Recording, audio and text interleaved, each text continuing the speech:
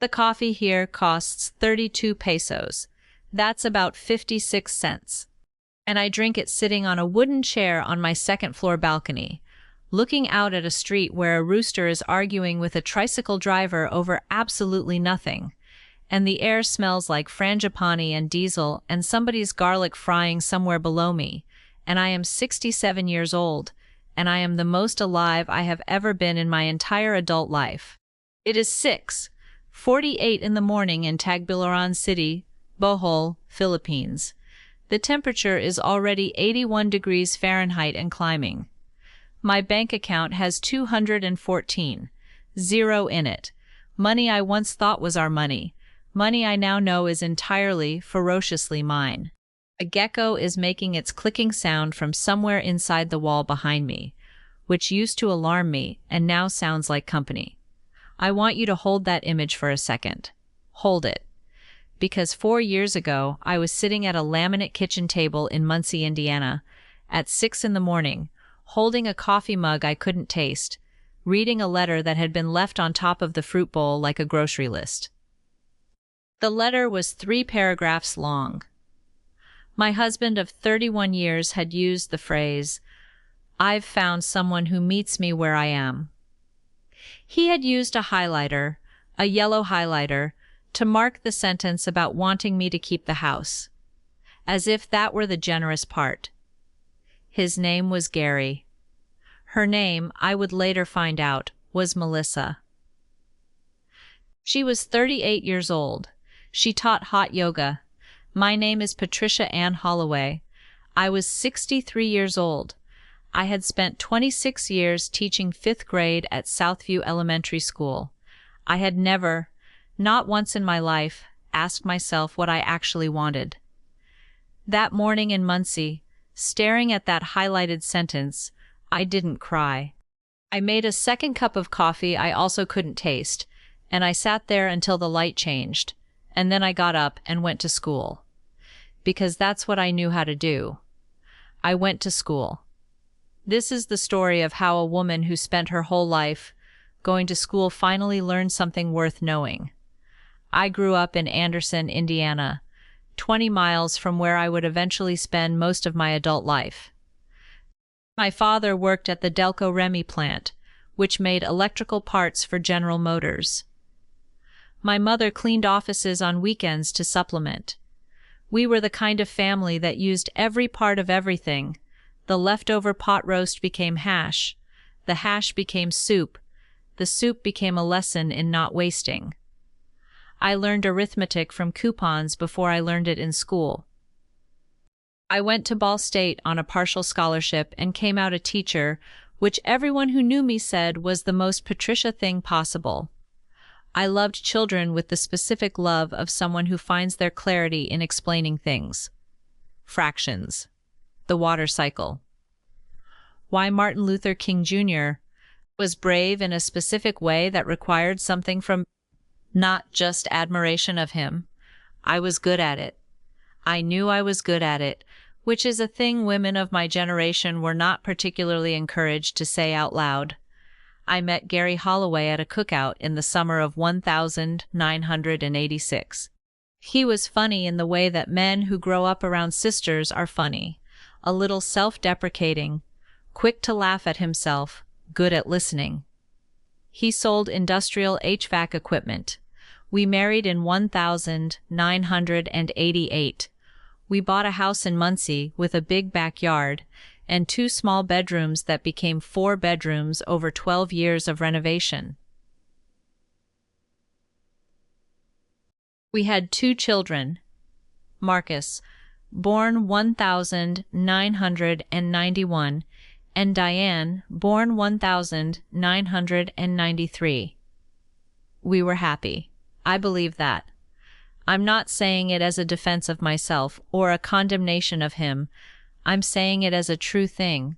For large stretches of time, we were genuinely happy.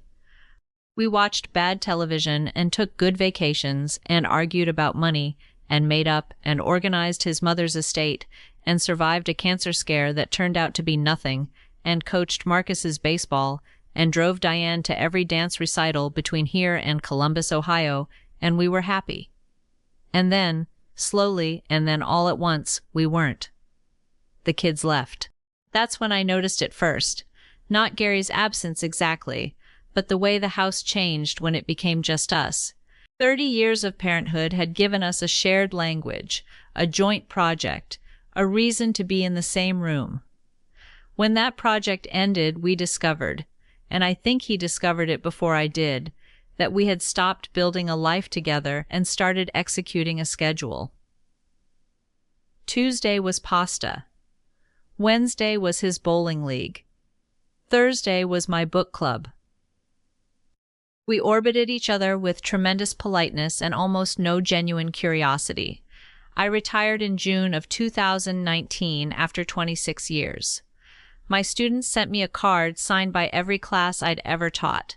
Someone had tracked them down, assembled their signatures from across the country. I cried for 40 minutes in the parking lot of Southview Elementary. That card is in a frame in my living room here in Tagbilaran. It's the first thing I hung up. Gary left in February of 2020, 11 days before the world shut down. The divorce was final in September of that same year. He kept the newer car. I kept the house and the humiliation and 214,000 in savings and the specific silence of a 4-bedroom home in Muncie, Indiana, where nobody needed anything from me anymore. Marcus was 32 then, living in Denver, working in something to do with software infrastructure. Diane was 29, living in Columbus, finishing a nursing degree. They were both angry on my behalf in the way that children of divorce are, loudly at first, then quietly, then they got busy with their own lives as they should have. As they absolutely should have. But I was 63 years old and I was living in a house where the only sounds were the refrigerator and the furnace and me. I started going to bed at 8:30. Not because I was tired, because there was nothing else to do. Her name was Carol Benton, and I hadn't seen her in 11 years. We'd taught together at Southview in the 90s. She taught 4th grade. I taught 5th. We shared a wall and a coffee maker and a low-level running commentary on the absurdity of standardized testing that kept both of us sane. She left in 2009 to take care of her mother, and we lost touch the way people do, through no particular failure of affection. She found me on Facebook in March of 2021. I almost didn't respond. I'd been doing a lot of not responding to things. But I did, and she sent me photos. I need to describe these photos carefully because they are the reason I'm sitting on this balcony right now. There was Carol, a woman I'd known in cardigans and comfortable shoes, standing barefoot on a beach. Not a vacation brochure beach. A real beach with some litter near the rocks and a few fishing boats pulled up on shore, and an elderly woman sitting nearby selling something from a basket. Carol was wearing a sundress, and she had a coconut in her hand with a straw in it, and she was laughing at something outside the frame. She looked like someone had removed a weight she'd been carrying so long she'd stopped noticing it. She was living in Bohol, Philippines. Had been for 2 years. She'd gone for a month after her retirement to clear her head and simply never bought a return ticket. "Hat," she wrote in her message, "I spend $100 a month on everything. My apartment has a view of the sea. My neighbors bring me food when they think I look thin. I take a water aerobics class with 7 Filipino grandmothers who have adopted me completely. I am 64 years old, and I have never once felt irrelevant here." That last sentence, that word, irrelevant. I read it 3 times. 4 times. Because I hadn't used that word for what I was feeling, but it was exactly the word. I didn't tell anyone what I was doing. Not Marcus, not Diane, not my sister Ellen in Fort Wayne. I started a private browser window, like I was hiding something illegal, and I began reading. Everything. Expat forums, visa requirement documents, cost of living breakdowns, YouTube channels run by retired Americans living in the Philippines who seemed impossibly, suspiciously content. I read about Bohol specifically, a province of about 4 million people on an island in the Visayan Sea, known for the chocolate hills, for tarsiers, for a particular quality of quietness that expats described over and over in different words that all meant the same thing. Here, nobody is waiting for you to disappear. I did this for 7 months. Every night, after the 8:30 bedtime I'd started, I moved the bedtime back. 8:30 became 9, 9 became 10:30. I was taking notes in a yellow legal pad I hid under my winter sweaters. I bought a guidebook. I looked at apartments on Facebook Marketplace Philippines. I made a spreadsheet. I was a 5th grade teacher. I knew how to research. And for the first time since that highlighted letter on the fruit bowl, I felt something I recognized. I felt like I had a project. I told the kids in October of 2021 on a Sunday video call I'd scheduled under the pretense of catching up. I'd prepared talking points. I had printed my spreadsheet. I had the Carol photos loaded on my phone for backup. I was, objectively, the most prepared person on that call. It didn't matter. Marcus went first, because Marcus always goes first. He is his father's son in that way. Not mean, but fast, the kind of person who thinks speaking quickly is the same as thinking clearly. Mom, the Philippines. Do you understand how far that is?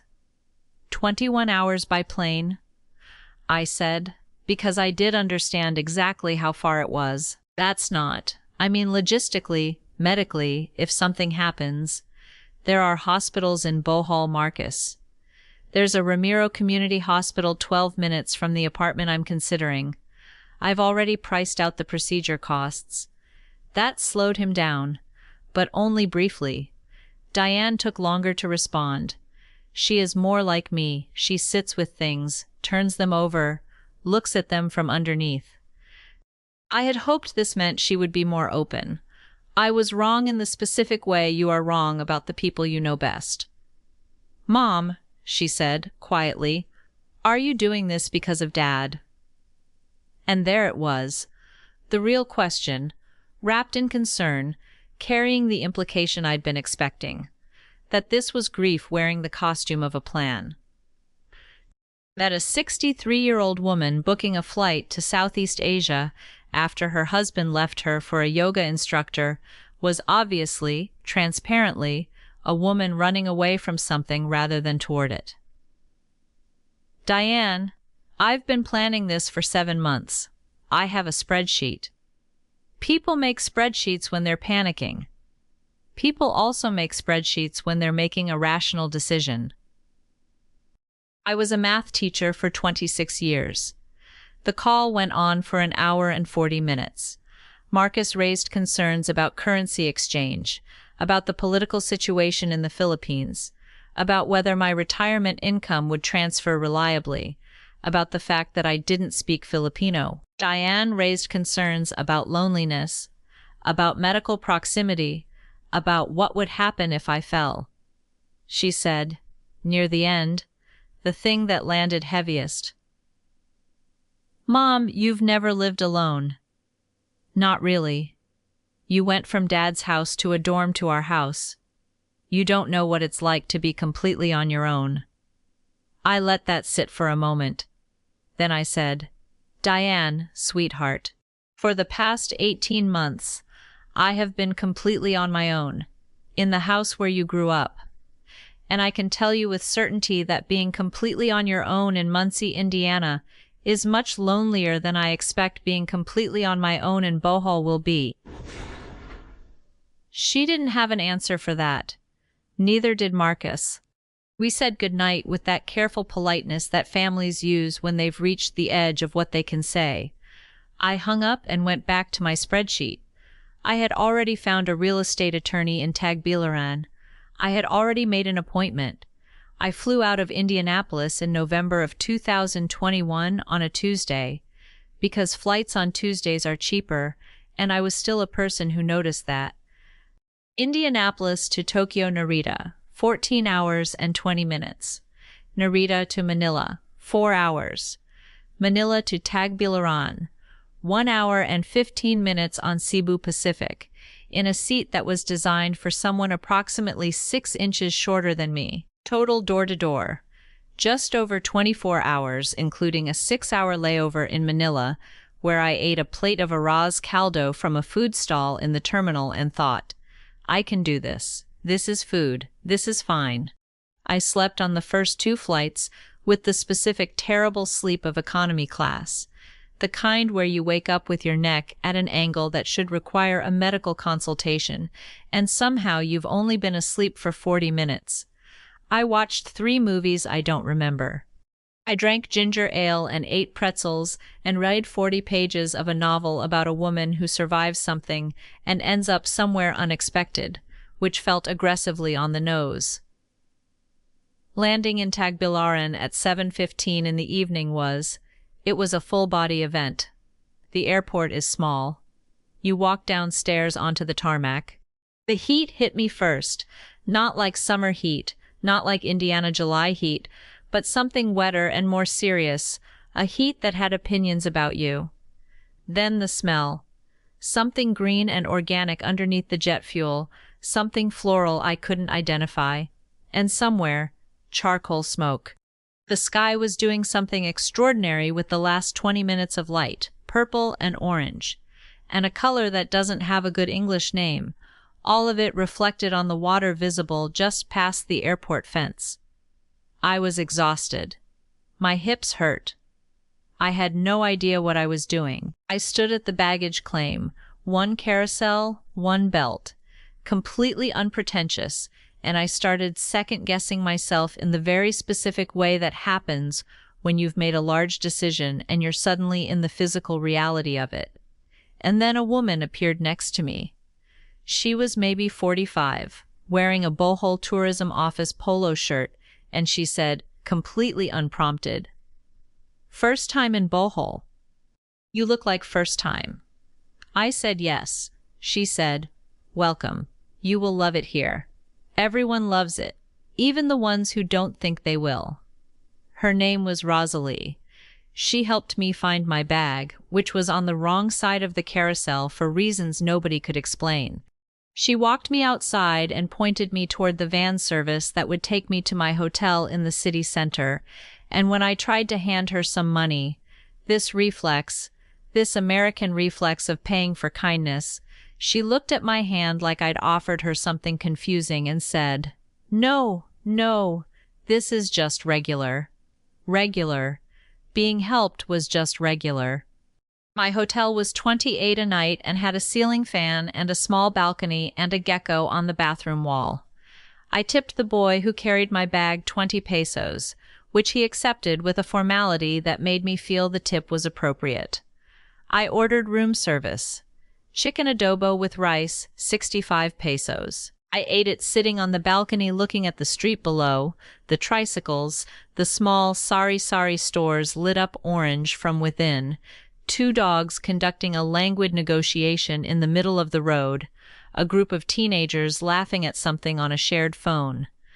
I was on the other side of the world from everything I had known for 63 years. I sat there and I felt, not happy exactly, not yet. Something earlier than happy.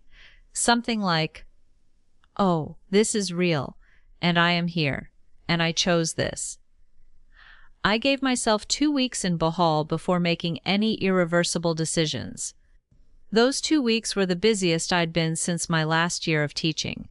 The visa situation for Americans in the Philippines is, mercifully, not the most complicated in Southeast Asia. You can enter for 30 days with no visa at all. For longer-term residents, the SRRV, Special Resident Retirees Visa, is the primary route.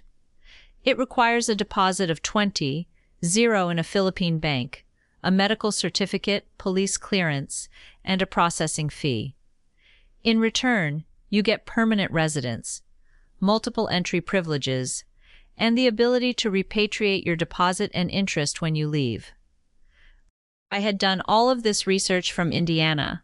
Confirming it in person with an actual immigration attorney cost me $80 for 2 hours of his time and was worth every cent. His name was Attorney Rodrigo Capilli, and he had an office above a pharmacy on CPG Avenue with a framed photograph of himself shaking hands with a regional governor and a small plastic Jesus on his desk. He was 62, precise, and completely uninterested in performing patients he didn't have. I liked him immediately. For an American woman, single, retired income, SRRV is the correct choice. You will have no problems. The problems come from people who don't use attorneys. He said this with the satisfaction of someone who has watched the alternative play out. Don't use a fixer. Don't use Facebook groups to find housing. Find an attorney first. I am an attorney. Conveniently. I found 3 apartments to visit. The first was too isolated, too dark, too many stairs for what I imagined my knees might want in 10 years. The second was lovely but facing a karaoke bar that, the landlord admitted with commendable honesty, operated until 2 in the morning on weekends. The third was the one. A 2-bedroom on the 2nd floor of a small building on a quiet street in Boole, a barangay just south of the city center. 11,000 pesos a month. That's approximately 195. Ceiling fans, cross breeze, small sala, covered outdoor space that would later become my primary living room. 5-minute walk to the waterfront. I also visited Holy Name University Medical Center and Ramiro Community Hospital, because Diane's voice was in my head and I wanted to answer her concerns with data. A standard consultation at Ramiro, 300 pesos. A complete blood panel, 800 pesos. I found an American woman in an online forum who'd had knee replacement surgery in Cebu, an hour's ferry ride away, for 200 total, including the hospital stay, and came home with her mobility and a surprising fondness for Filipino nursing staff. The expat I trusted most wasn't from a forum. His name was Gerald Kowalski, originally from Akron, Ohio, and I met him because he was eating breakfast at the table next to mine at a small restaurant near the waterfront. He was 69, had been in Bohol for 6 years, and had the particular unshowable confidence of someone who figured something out that most people haven't. We talked for 2 hours. He ordered a second coffee, and I ordered a second coffee, and we talked. At the end, he said something I've repeated to every person who's asked me about this move. The thing Americans don't understand when they come here is that they're not just changing their location. They're changing their position. Back home, you're a problem to be managed. Here, you're a person who showed up. There's a difference. I flew back to Muncie. I sold the house. I listed it in January of 2022. It was under contract in 11 days. Marcus found out about the house from Zillow. He has an alert on Zillow for property values in my neighborhood. He set it up without telling me, some years earlier, as a financial monitoring gesture that I had never fully processed as the territorial act it actually was. He called me at 7:45 on a Saturday morning, Indianapolis time, which meant he hadn't slept. "Mom, there's a listing. Your address." "I know. You listed the house. I know that too." The silence that followed was the kind that has weight. "When were you going to tell us?" And here is where I said the thing I had rehearsed, because yes, I had rehearsed it, because I had been a teacher and teachers know that the hardest conversations require preparation. "Marcus, you and your sister told me, on a video call 3 months ago, that you were worried I had never learned to live on my own. You told me I didn't know who I was without someone else's life to organize my time around. You were right, and I've been trying to fix that, and the way I've been fixing that is by making a decision for my own life, on my own, and then executing it on my own, which is, I believe, the definition of what you were saying I couldn't do." Another silence. "That's not fair. No, I agreed. None of this has been especially fair, but I'm going to Bohol. Diane called an hour later. She was calmer, which is always more dangerous.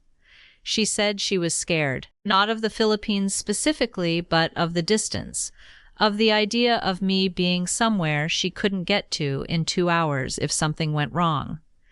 I told her I understood that.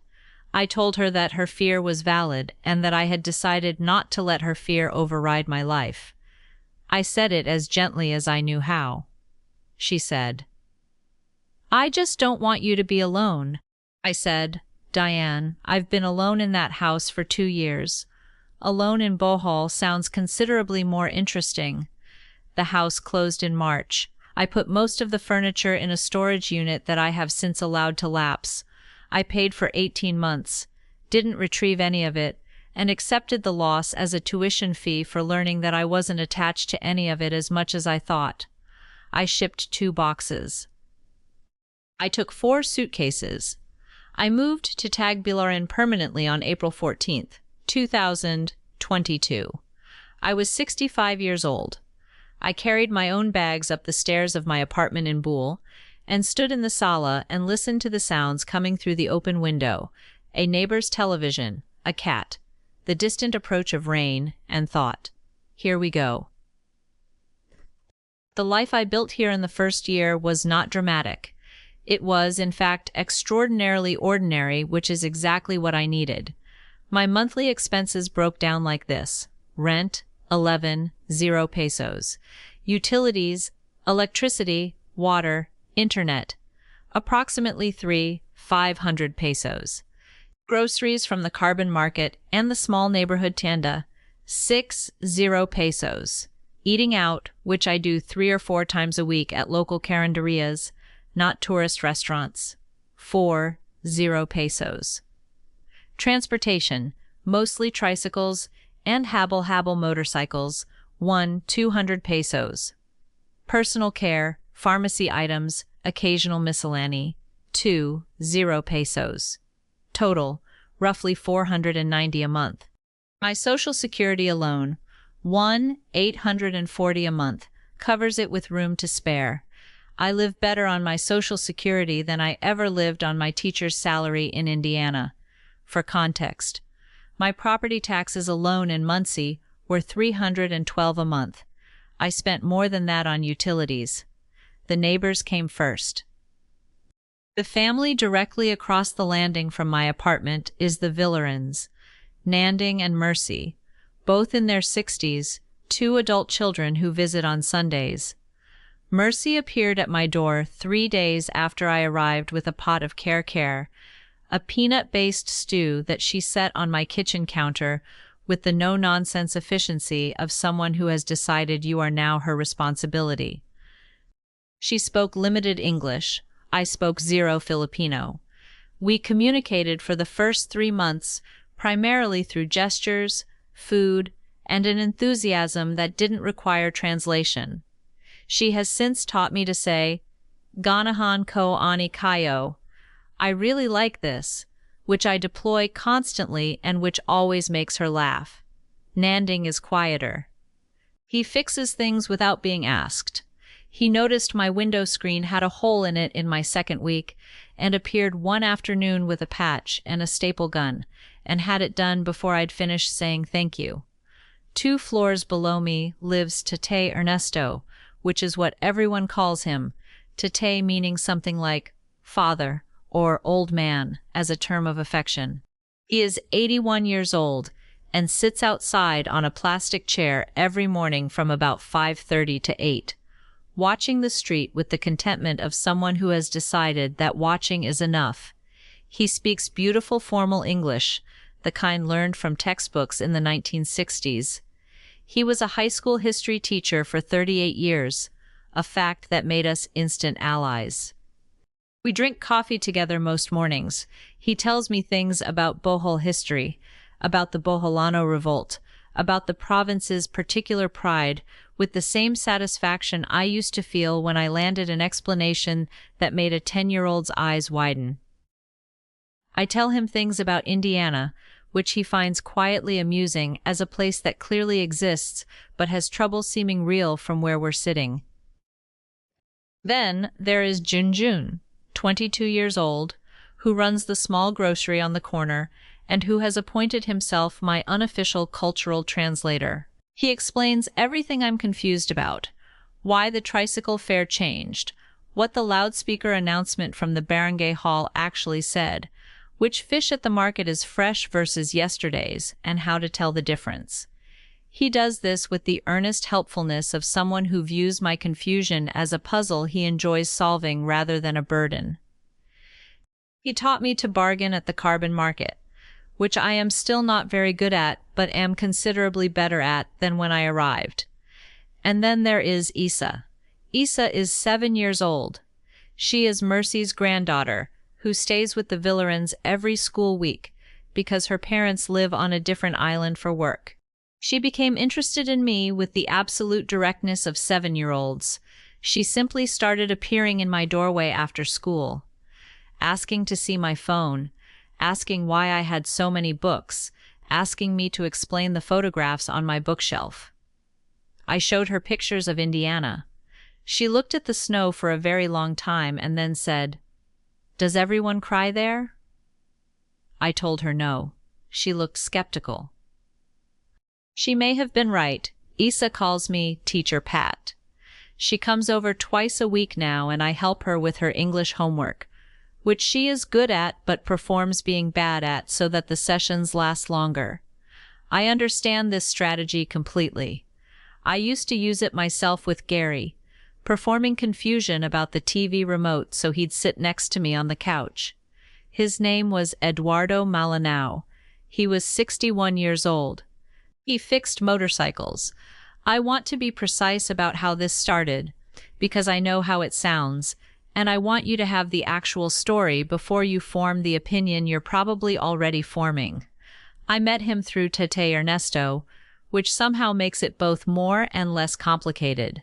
Tate Ernesto mentioned to me one morning that his nephew Ito was a good man who had been widowed 3 years earlier and who worked very hard and who made very good mechanic work if I ever had a problem with a motorized vehicle, which I don't own, but I said I would keep it in mind. Then, in August of my first year, Junjun's delivery scooter broke down outside my building at 7 in the morning, and Junjun, who is a problem solver, called his cousin's neighbor's contact who happened to be Eduardo Malanao, and Eduardo showed up within 20 minutes with a toolbox and a focused expression and fixed the scooter in 45 minutes while Junjun and I watched and drank instant coffee on the curb. He was not handsome in any cinematic sense.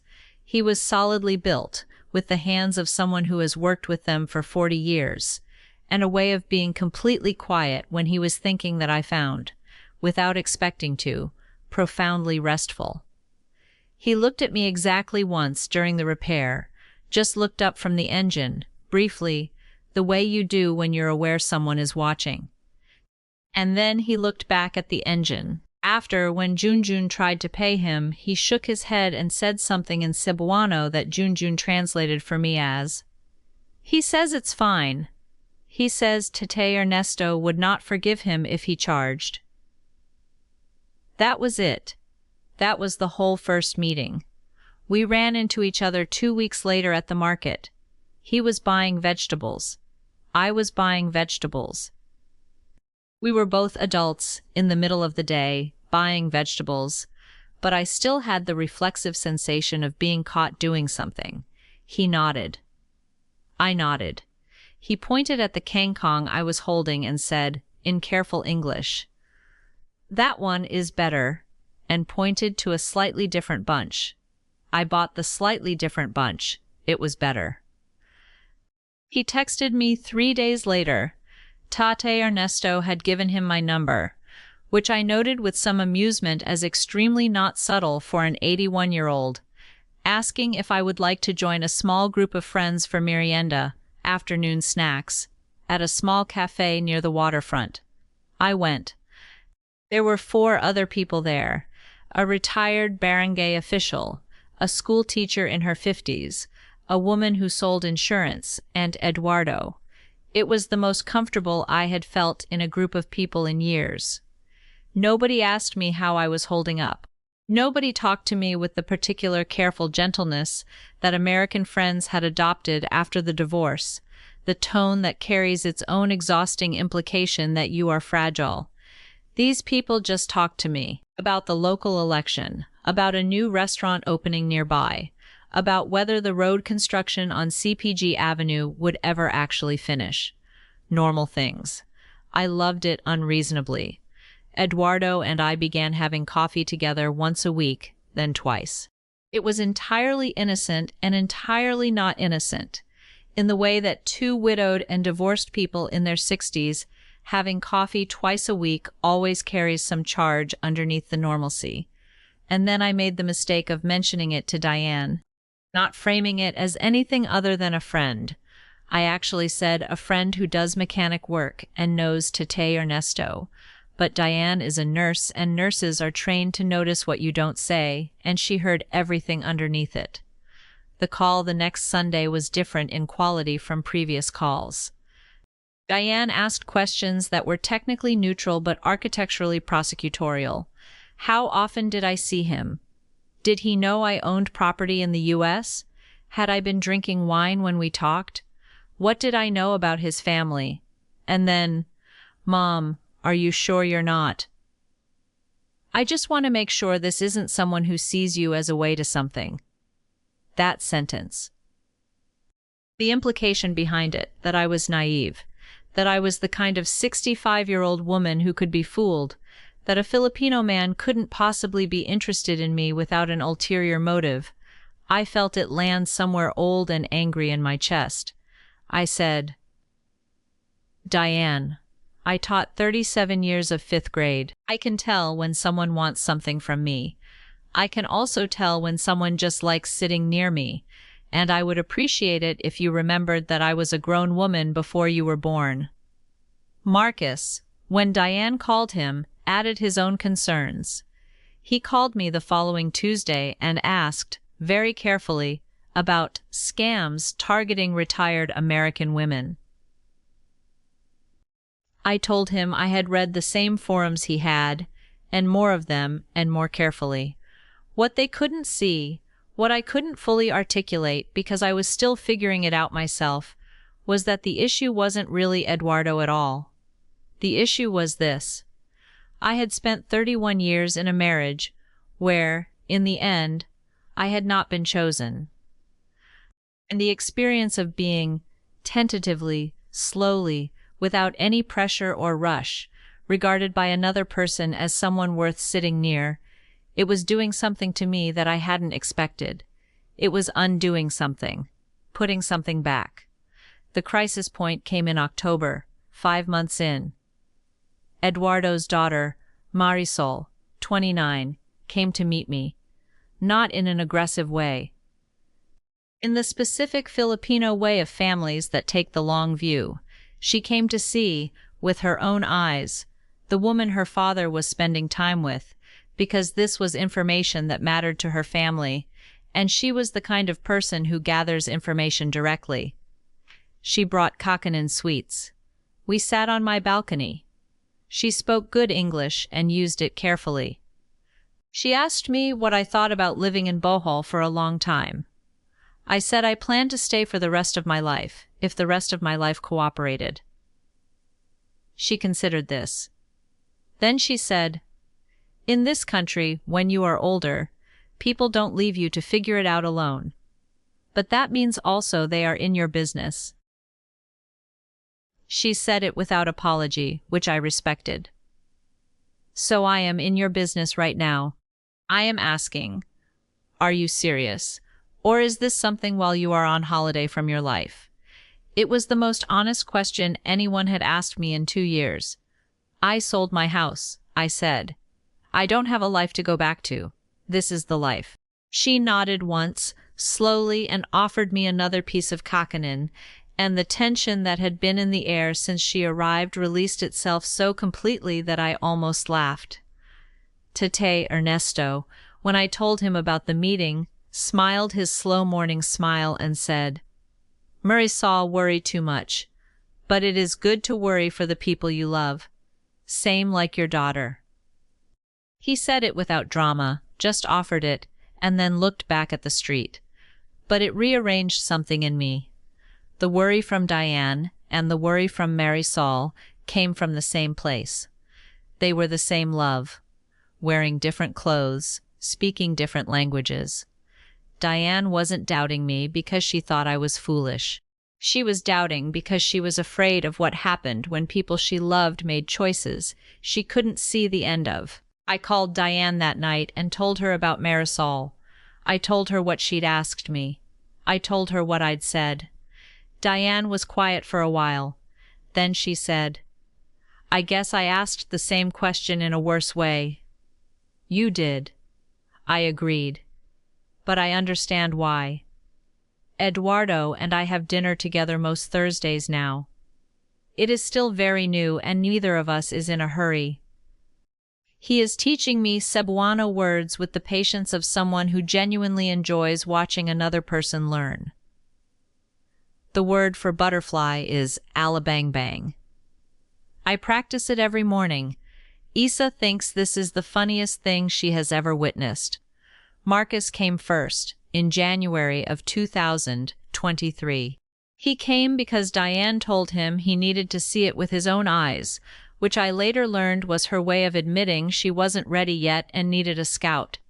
I picked him up from the airport myself. I had learned to navigate the ferry and the habble-habble by then, and I was not going to meet my son looking like a woman who needed managing. When he came through arrivals, carrying his wheeled carry-on and looking slightly demolished by the flight, his first words were, "It's really hot here. It's always really hot here." I said, "You'll get used to it by day 3. He got used to it by day 2.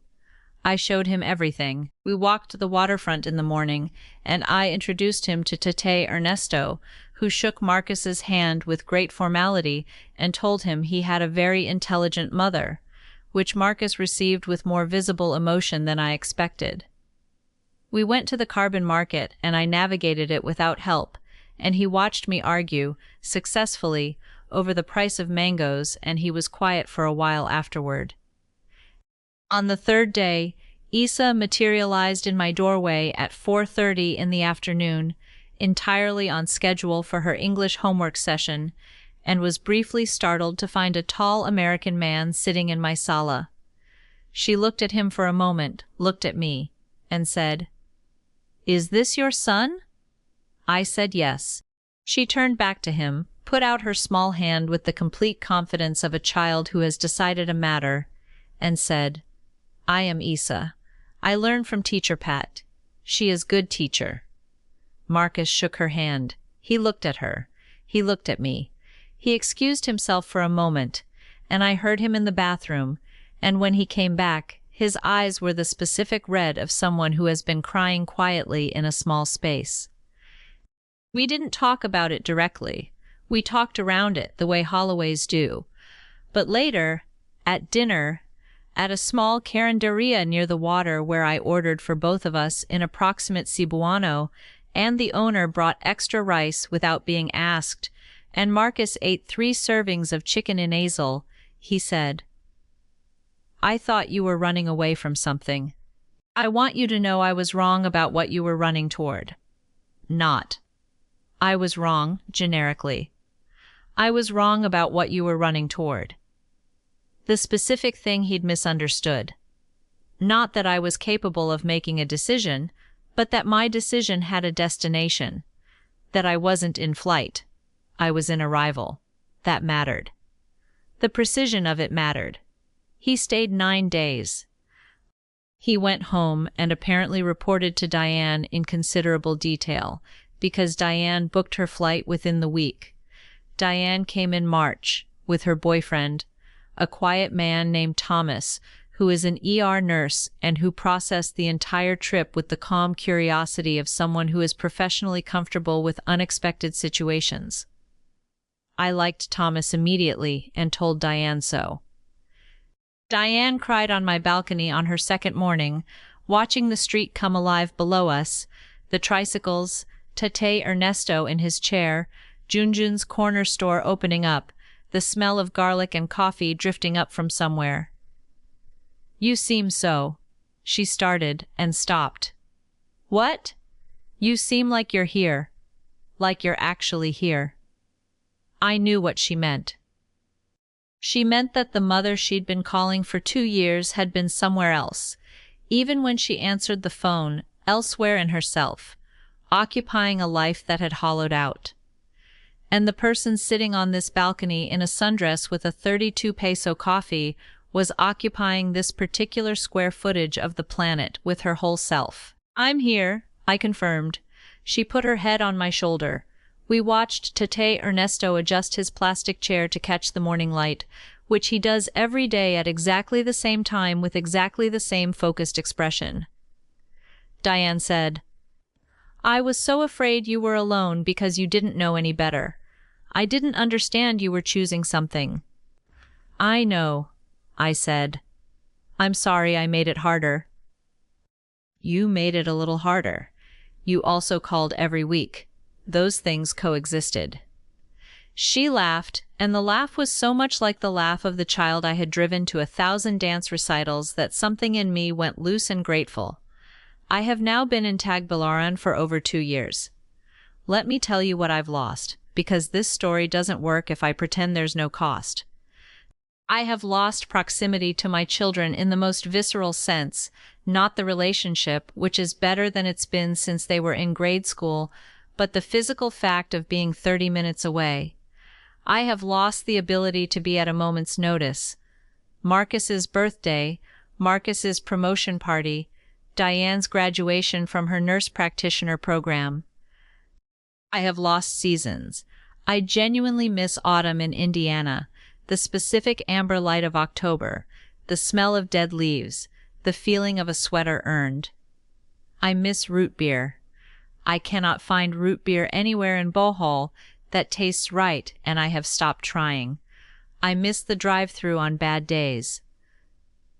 I miss bad days where I could get in a car and drive somewhere pointless as a form of emotional regulation.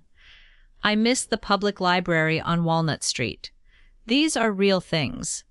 I name them because they're real. But my monthly costs have stabilized at approximately 510.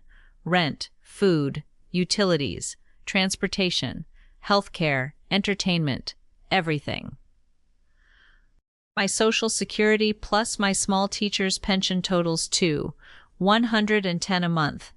I am, for the first time in my adult life, consistently, structurally not worried about money. That is not a small thing. That is an enormous thing that I could not have imagined at 63. I wake up most mornings with somewhere to be, not because I've scheduled it, but because people are expecting me. Tate Ernesto expects me for coffee. Isa expects me on Tuesdays and Thursdays.